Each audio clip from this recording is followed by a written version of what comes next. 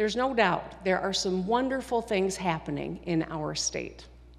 There are also some very serious challenges. Governor Gretchen Whitmer gives her first State of the State address and takes aim at what she says are Michigan's two biggest problems, roads and schools. Nolan Finley and Stephen Henderson debate her plans coming up. And saying goodbye to the Dean, a tribute to Congressman John Dingell. You'll see Nolan's last interview with him. I'm Christy McDonald. Join us. One Detroit is coming up. Masco Corporation is proud to manufacture innovative and environmentally friendly products for the home. Delta faucets, craft-made in Merillat cabinets, and Behr brand paints have all been designed with you in mind. Masco and its family of companies, serving Michigan communities since 1929. How does diversity bring energy to us all? At DTE Energy, we believe that it's the contributions of all that build great communities. As a company, we grow stronger by welcoming the unique perspectives of everyone. As community members, we support our state's broad culture and heritage. From working closely with women and minority-owned suppliers to embracing our local cultures, DTE Energy is powering diversity. The DTE Energy Foundation is a proud sponsor of Detroit Public Television. I have a question. Who wants to go first? To win? Who wants to grow our business? Who wants to make more money? Who wants more job opportunities? If you want Michigan to compete and become a top 10 state, raise your hand. Together, we've turned Michigan around and started moving forward. Now help us build a stronger Michigan than ever. Raise your hand at strongermichigan.com. Support also provided by the John S. and James L. Knight Foundation, Detroit Journalism Engagement Fund, and the Bill and Shirley Fox Fund for Leadership and Public Affairs Programming at Detroit Public TV.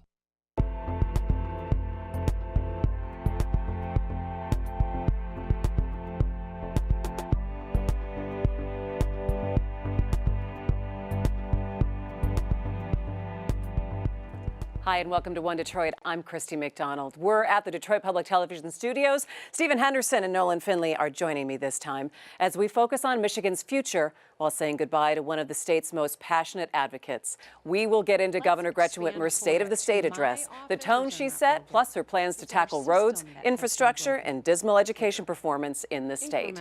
Then we'll say goodbye to the Dean of the House, Congressman John Dingell, on the day of his memorial in Washington, D.C. It has been a powerful week celebrating his life, and that's all ahead on One Detroit. But we are starting with Michigan and a closer look at how Governor Whitmer set the tone for what she plans to work on for the next 4 years. Another recent study found that Michigan had the worst roads in the country.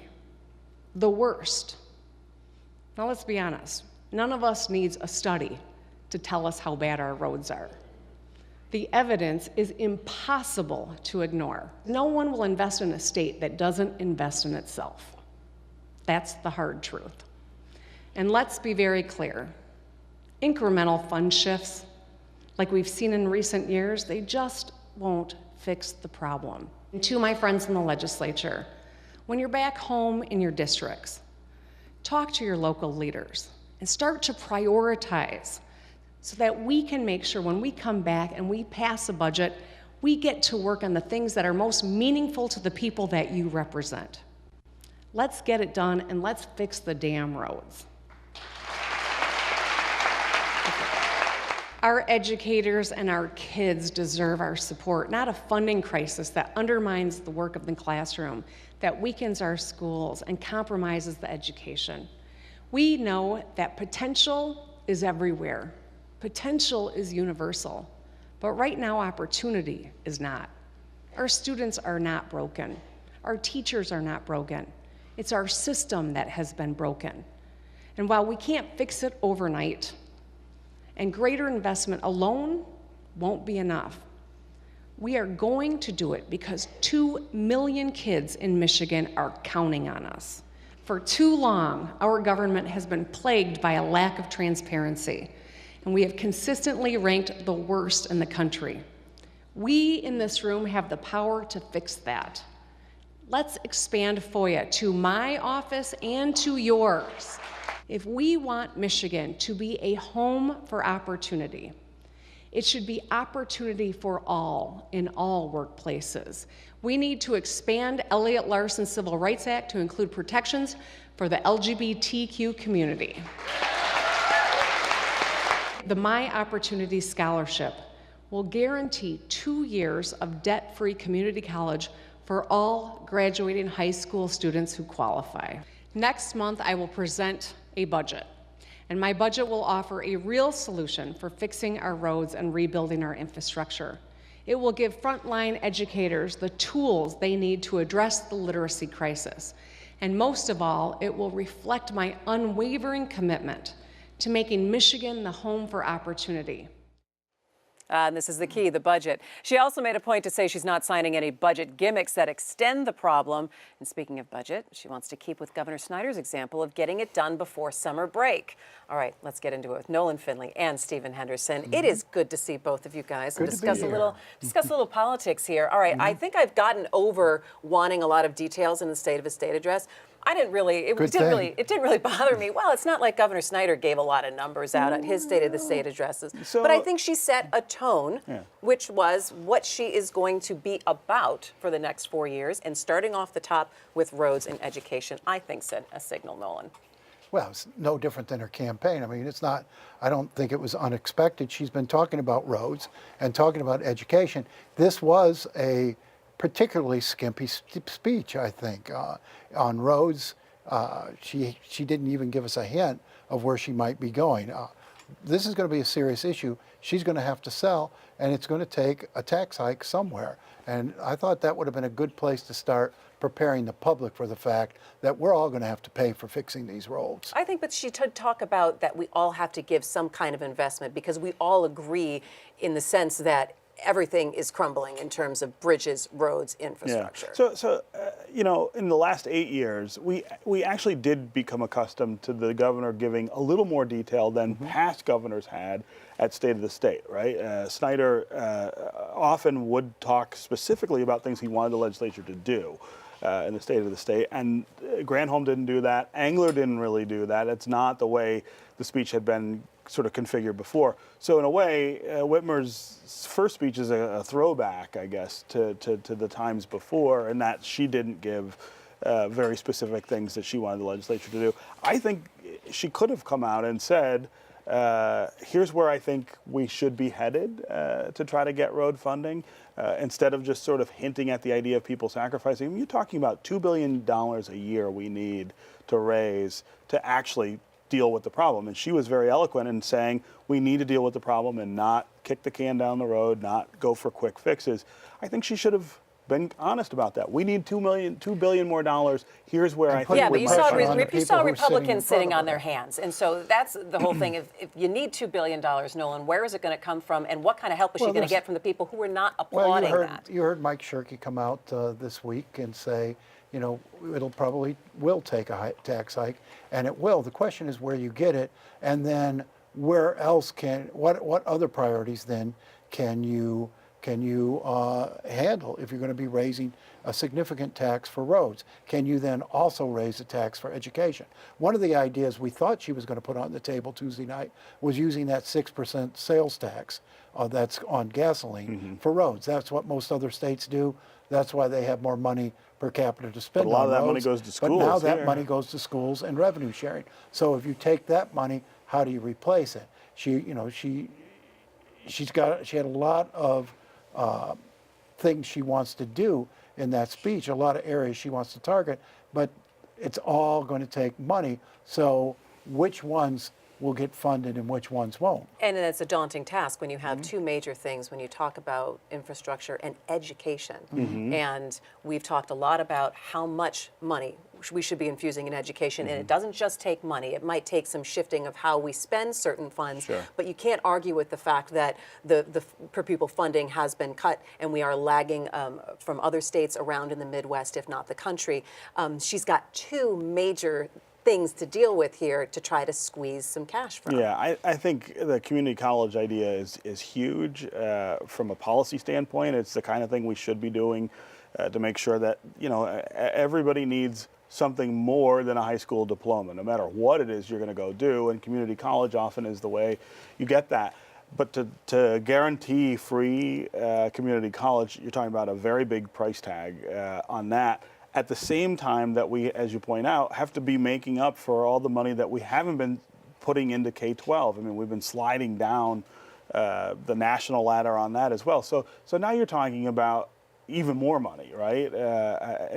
And another very big ticket item. I worry that there's not going to be the appetite to raise that kind of money all at once. So where do you get it? And that, you know, Tennessee did the community college thing, and it's working. It's drawing people to the state, keeping people in the state. But before they got to that point, they addressed their K-12 issues. They reformed K-12 education. She leapfrogs over the problem here. We've got very serious structural issues in K-12 education. We have these free community college programs in Detroit. We've got 2 years at the Detroit Regional Chamber. 5,000 kids are eligible. 500 of them actually took advantage of the program, and half of those didn't make it to the second year. So that's a sound good program, but it doesn't meet the serious challenge. And she's going to have some trouble doing the hard things she needs to do to fix K-12 because she is so beholden to the education unions. And so she's not only going to have to fight the Republicans in the legislature, she's going to have to fight the education unions who help put her where she is. I think it's going to be interesting to see. And Stephen, give me a little bit of insight into the legislature. We have a lot of new members in the House and in the Senate. And what is their appetite for maybe being able to, find that money or vote for some kind of tax? Or what are you getting the sense of so far? Because obviously she's putting her toe in the water. She's been talking to people over the last month. It's not like she hasn't done any kind of setting the groundwork before she comes out with her budget on this. No, I think that's right. It's huge that Shirky came out and said, we may need new revenue. I mean, that's a sea change in the way that the leadership in the GOP leadership in the legislature has talked about this issue for the last 8 years. I mean, they have said no new taxes for any reason under any context, and that has been their strongest, the strongest pillar of their policy platform. And so for him to say, maybe we'll think about that, sort of acknowledges the awful situation we're in, and that maybe they have to think differently. The House is a totally different animal. Lee Chatfield is much more dug in generally ideologically than Mike Shirky. The conversation that I had with him a few weeks ago led me to believe that he's not going to be very easy to move on that question of new revenue. But if you get the governor and the Senate on one position, that puts a little more pressure on the House, where you've got again, a lot of new members in both chambers. Which side do they choose, I guess, is the question. What do you think, Nolan? I think we've got better leadership in the legislature than we've had in a long time. I've been impressed with Lee Chatfield and his willingness to consider ideas and consider new positions. I don't think you can expect Republican lawmakers, and you shouldn't, to say, okay, let's just open the door and we're going to put a tax on everything. It wouldn't be good for the state, wouldn't be good for the people of the state. They've got to pick and choose where they can raise taxes to do the most good. I think roads is a clear area where you're going to have to raise user fees and taxes to get there because we've neglected them so long. I'm not sure you're going to get a whole lot of new taxes for schools, but there are things you can do differently with the school funding to make sure more of it gets to the classroom, because we are still a top 10 in terms of funding in the nation, in terms of education we're like funding. 15 now. We're ninth, I think. I mean, we're sliding down. And when in real dollars, when you think of how much we've taken out of K-12 and how much other states have put into it. But that's disingenuous too, Steve, because some of that money that was taken out of the foundation grant, Snyder used to pay down debt and forgive districts from that obligation. So the hit to their bottom line has not been that great. Yeah, but you still need funding for books. You still need funding for counselors. You still need funding for wraparound services that come with education. We could do a lot to stretch our education dollars further. We've got 500 plus school districts in this state. Here's the thing that frustrates me about schools is when we talk about it, we don't say, let's be like the top states, right? You know how much they spend per student in Massachusetts compared to Michigan? You know how much they spend per student in Maryland compared to Michigan? It's embarrassing. We are like a backwater compared to those states. We ought to start there and talk about how we get to that, because their outcomes are what we want. And it's not as though there aren't other considerations about how you spend the money, how you hold people accountable for things. We got to do that too. But you start with the You've got to get dollars. results from the money, and there's no guarantee the current system will produce You can't results. get results from no money. Well, Well, and that's, we're well, there's far also from going to have to having be no some money. systemic changes in what we're doing in the classrooms and how some things are put together. All right, I do want to take a break and stop for a moment and remember John Dingell. It has been quite a week, and I thought of both of you. Both of you had special relationships with Congressman John Dingell, and you especially, Nolan, were very close friends.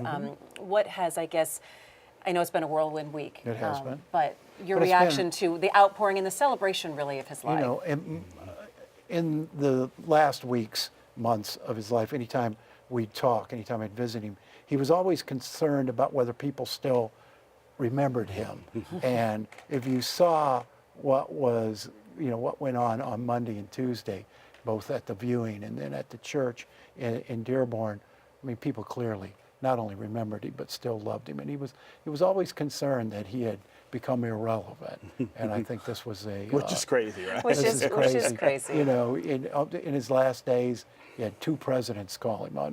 Bill Clinton called him, George Bush called him. He told George Bush, "Man, I wish you were still president instead of the jackass we have now." So he hadn't lost any of his, spunk. His spark, really. But to see people remembering him and people saying, "Well, we'll never have another John Dingell," or he kind of I don't know broke the that we mold. will. If you think about the time he served, all of the things that he got done, I've been saying all week, there are great lives and then there are great men, and often the two don't converge in one vessel the way they did with John Dingell. I mean, he wasn't just super accomplished and lived this extraordinary life, but just a great person, a great man, and an important man to so many people. Well, he was a man of a different era. I mean, he was a man of great honor and courage and service. It was never about John Dingell. It was about his people and the people he loved and cared about. Yeah, and we know that you're heading to Washington, D.C., Nolan, to celebrate his life and remember him. And, of course, our love and our thoughts go out to Congresswoman Debbie Dingell as well. And we're going to leave you with Nolan's conversation with John Dingell back in November, just as his book called The Dean, The Best Seat in the House, was published. It's a look back at his historic service in his own words. You spend a lot of time in this book talking about your family's history in America. And I was surprised to learn that you are the skin of Polish immigrants who came here in the 19th century, ended up in Texas to work in the agriculture business there. It was a poor family. They actually made several trips over to bring all of their folks into the United States. I won't even try, John, to pronounce the original family name. Well, it's not that hard. It's Jinglevich. Jinglevich. Yeah, what it means is it means a blacksmith. Your grandfather was a blacksmith when he came to this country and was trying to make a living selling watermelons, and he'd had about enough of that there in Texas. So he was trying to sell them for a nickel apiece, and he couldn't sell them. So he just dumped them in the side of the road in a ditch, put the family all in the wagon, and they headed all north, and they kept going and going. Your dad's family came here. Your dad grew up here, basically came up from the streets, ended up as a printer at the Detroit Free Press, came down with a very terrible disease. They called it consumption then. It's tuberculosis today. Went to Colorado to recuperate, got his start in politics out there, but then came back to the Detroit, ended up in the Congress, and spent 20 years there. He was a guy who actually led the country, and Social Security, most of the titles. He was a New Dealer, right? New Deal, and he brought that into being. But you grew up in the House, John. You started as a page in the Congress when you were 11 years old. Yes. When you were 15, you were in the House chambers the day after the bombing of Pearl Harbor. Franklin Roosevelt stood up before the Congress and gave his Day of Infamy speech. Yes, he did. You remember that like it was yesterday. I do, because everybody knew that it was something very important to the future history of the world. You got the call when you were 29 years old that your father had died while serving in Congress. You entered the Congress right at the height of the civil rights struggle. And what you say in this book, the vote you're most proud of in Congress was your vote in favor of the Civil Rights Act. But it wasn't a popular vote here in your district. It was a very unpopular vote. It was a hard vote. It was not easy. And it was a vote which was difficult because the people, truthfully, didn't want it. There were all manner of lies told about it and what it meant. One of the distinguishing features of your career is that you were also one of the most powerful voices for the Second Amendment during your time in Congress. You were a board member of the NRA and a very proud and active member for a number of years until you resigned. We are still struggling with what to do about gun laws in this country. What's the answer there, John? We don't know, and we may not know anytime soon. But the fact of the matter is, this is something that has to be addressed by and for the people so that we can live together as brothers and sisters and as fellow Americans. And one of the roots of it is seeing to it that we protect mental health, because without mental health, we can't protect the people of the country.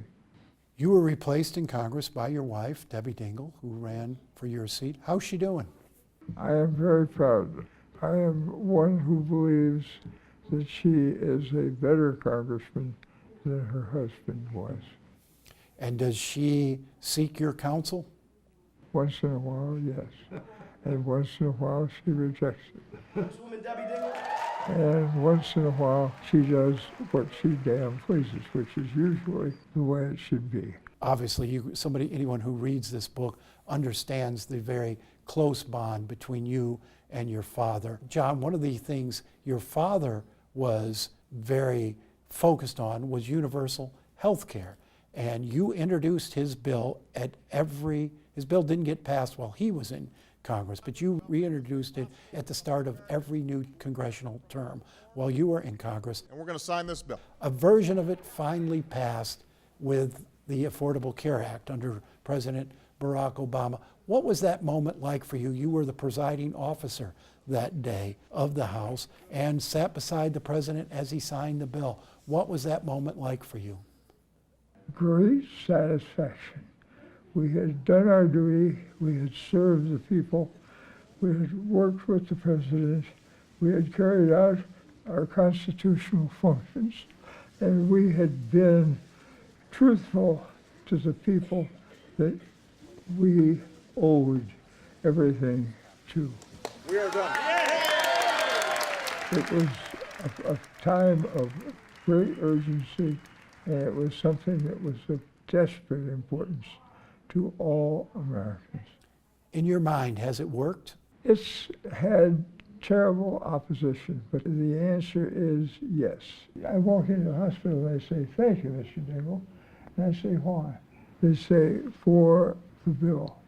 They say, because that bill is something which has made it possible for my wife or me or my kids to live. That's damn important, Nolan. I've heard you say a number of times, John, that your goal was to make your father proud by who you've become and your service in the House. Do you believe you've accomplished that goal? I think history will tell us better than we can say. But the answer is yes, I do. And I think that it will show us more and more as time passes. Now, is anybody going to remember the name Dingell? Probably not. But they will remember how to do these things and to return the country to the ground that it should be on, so that it can do that which it should do to serve the people for whom we take oath and say, I will support and defend the Constitution.